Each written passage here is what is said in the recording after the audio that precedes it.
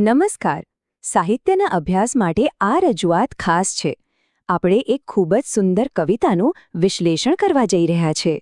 આપણે એ સમજવાનો પ્રયત્ન કરીશું કે કેવી રીતે કવિ શબ્દોના જાદુથી એક નિર્જીવ પર્વતને જીવંત પાત્રમાં ફેરવી દે છે, અને એ પણ વ્યક્તિત્વકરણ એટલે કે પર્સોનિફિકેશન જેવી સાહિત્યિક તકનીકનો ઉપયોગ કરીને. તો ચાલો કવિતાની દુનિયામાં એક ડૂબકી મારીએ. કવિ આપણને સીધા હિમાલયના ખોળામાં લઈ જાય છે, જ્યાં કાંચનજંગા પર સૂર્યોદયનું અદ્ભુત દૃશ્ય આપણી નજર સમક્ષ જીવંત થઈ રહ્યું છે. યાદ રાખજો, આ માત્ર કોઈ પહાડનું વર્ણન નથી, પણ એક જીવંત અને ધબકતો અનુભવ છે. હવે જુઓ, કવિતાની શરૂઆત જ કેવી જોરદાર છે. કવિ કાંચનજંગાને સીધું જ હિમાલયની રાણી કહી દે છે. બસ અહીંથી જ વ્યક્તિત્વકરણનો ખેલ શરૂ થાય છે, જે આખી કવિતાનો પાયો છે. હવે આ માત્ર એક પર્વત નથી રહ્યો, પણ એક જાજરમાન શાસક, એક જીવંત અસ્તિત્વ બની રહ્યો છે. તો પછી સવાલ એ થાય છે કે કવિ એવું તો શું કરે છે કે પથ્થર અને બરફનો પહાડ આપણને એક જાજરમાન રાણી જેવો લાગવા માંડે? ચાલો આ જાદુ પાછળની ટેકનિકને સમજીએ અને કવિતાના ઊંડાણમાં ઉતરીએ. હવે આ કેવી રીતેનો જવાબ શોધવા માટે આપણે એક ખાસ લેન્સમાંથી જોવું પડશે, અને એ લેન્સ છે રોમેન્ટિસિઝમનો, એટલે કે ભાવના પ્રધાનવાદનો. જો આપણે કવિતાને આ દૃષ્ટિકોણથી જોઈશું તો તેના છુપાયેલા પ્રતીકો અને અર્થ આપણી સામે ખુલી જશે. રોમેન્ટિસિઝમમાં એક બહુ જ રસપ્રદ કોન્સેપ્ટ છે ધ સબલાઇમ. આનો મતલબ શું? વિચારો કે તમે કાંચનજંગા જેવા વિરાટ પર્વત સામે ઊભા છો. તમારા મનમાં જે આદર અને થોડો ડર એક સાથે જન્મે ને, બસ એ જ છે સબલાઇમ અનુભવ. કવિ બસ આ જ ભવ્યતાની લાગણીને શબ્દોમાં ઉતારી રહ્યા છે. તો આ ત્રણ બાબતો ખાસ યાદ રાખજો. પહેલું, પ્રકૃતિનું ગૌરવ. બીજું, તર્ક પર લાગણીનો વિજય. અને ત્રીજું, પ્રકૃતિમાં જ ઈશ્વરને જુઓ.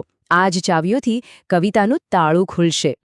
ચાલો હવે આપણે કવિના સ્ટુડિયોમાં જઈએ અને જોઈએ કે કેવી રીતે પ્રકાશ અને રંગોની પીંછીથી આ પર્વતને જીવંત કરે છે. આ કોઈ જાદુ નથી, પણ શબ્દોની અદ્ભુત કલાકારી છે. કવિની પદ્ધતિ જુઓ કેટલી અદ્ભુત છે. એ 3 સ્ટેપમાં કામ કરે છે. સ્ટેપ 1, તે પર્વતને શક્તિ આપે છે, જાણે તે આકાશના અભિવાદનનો જવાબ આપી રહ્યો હોય.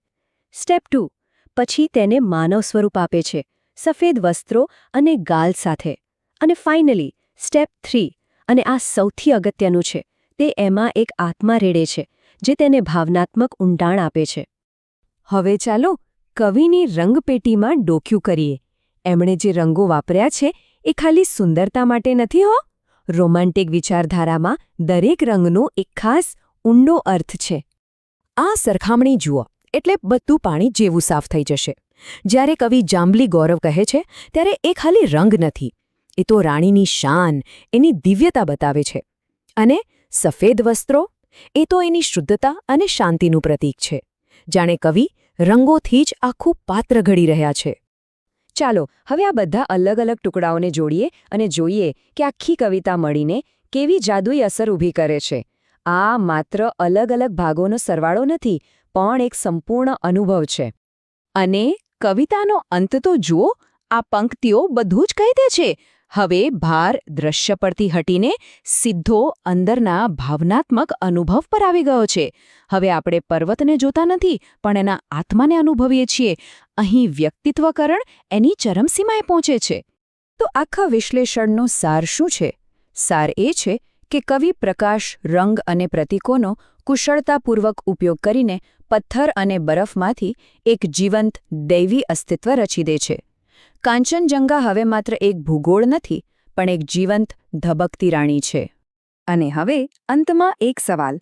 જો કવિના શબ્દો એક પર્વતમાં આત્મા શોધી શકે, તો વિચારો, આપણી આસપાસની પ્રકૃતિમાં, નદીઓમાં, જંગલોમાં બીજા કેટલા આત્માઓ છુપાયેલા હશે, જે ફક્ત યોગ્ય શબ્દો દ્વારા પ્રગટ થવાની રાહ જોઈ રહ્યા છે.